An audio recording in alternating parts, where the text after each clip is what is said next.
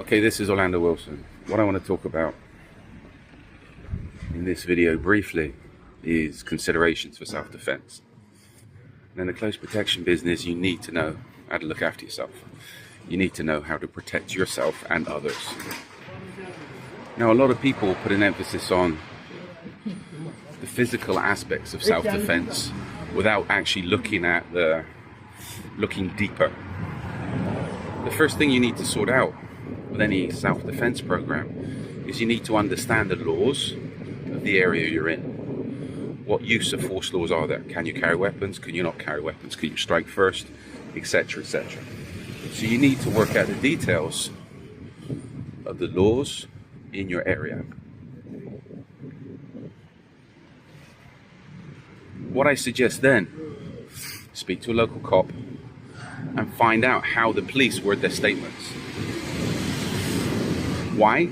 Because if you're involved in a confrontation, what you say to the police that respond, if the police are called, most of the time means whether you're released, whether you're arrested, and whether you go to jail.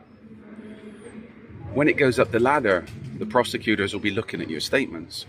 If you say anything wrong, if your statement doesn't look good, then you're going to get convicted. You're going to go to jail. A lot rides on your statements. So learn how to write a proper statement, and learn what to put in there and what not to put in there. That should be, if you're involved in the close protection business, you should know that anyway. It's basics. Anybody can get into trouble, but it's your job to get out of trouble and stay out of trouble. Not just for you, but your team and also your clients. Okay, now moving on to self-defense skills. You need to work out what type of environments you're going to be working in. If you're working in third world areas, etc., high risk, then maybe the emphasis wants to be on how to end the situation as quickly as possible. Knock the person out and get the hell out of there. Get to the nearest airport. If you're dealing with 5-star in Western Europe, then maybe your emphasis wants to be on arrest and restraint and doing things discreetly. Everything should be done discreetly these days. Why? Because you're always going to be on camera. If you're working 5-star especially, most venues don't want you getting scuffles with undesirables. And I've done plenty of 5-star events where people get too drunk, too drugged, and there's issues. So remember, these days you're always going to be on camera, and what you do needs to be done discreetly. And of course, always use the minimum force necessary, etc. But that depends on where you are. You need to understand, in addition to your self-defense skills, how to de-escalate situations. How to de-escalate situations, how to read body language, and how to understand to put across desired body language that you want to put across. Sometimes passive, sometimes aggressive. The main thing I tell people these days, when I tell people about self-defense, don't go thinking you're a tough guy, because you're not. Never will be. And if you're dealing with a lot of street criminals, they don't care, they have nothing to lose.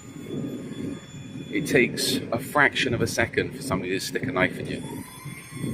It takes a fraction of a second for you to be cut up, to be shot.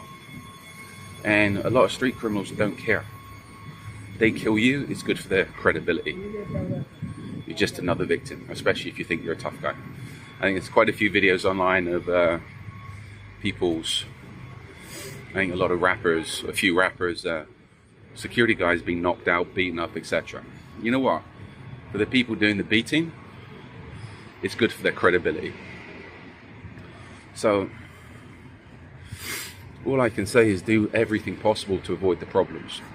And before you think about just doing some martial arts training, etc., work out the laws in the area you'll be working in. Make sure you know how to give a police statement.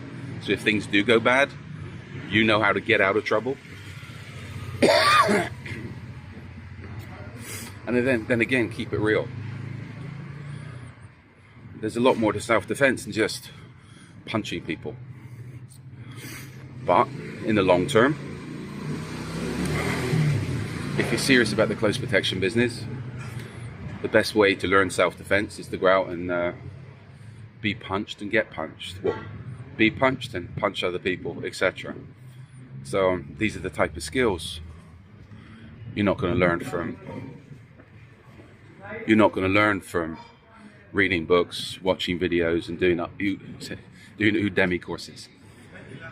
You cannot learn self-defense on Udemy, watching videos and just copying techniques. So, I've got an array of videos online at the moment. Reference close protection, personal security, etc. And we're throwing up more. I've also got 3 books online on Amazon specifically to do with close protection, and a lot more books on other aspects of the security business. If you're connected with me on social media, feel free to reach out, feel free to connect. If you've got any relevant questions, feel free to pass them on. Feel free to drop me a line. And I say relevant questions. In the meantime, there's a lot more to self-defense than just hitting and being hit. So do your homework, do your planning, do your preparation. And before you go and potentially get involved in a hostile situation, understand the laws, understand how to word statements, and understand how to get out of trouble. Because getting into trouble is very easy. I talk from personal experience. So stay safe, be good, stay out of trouble.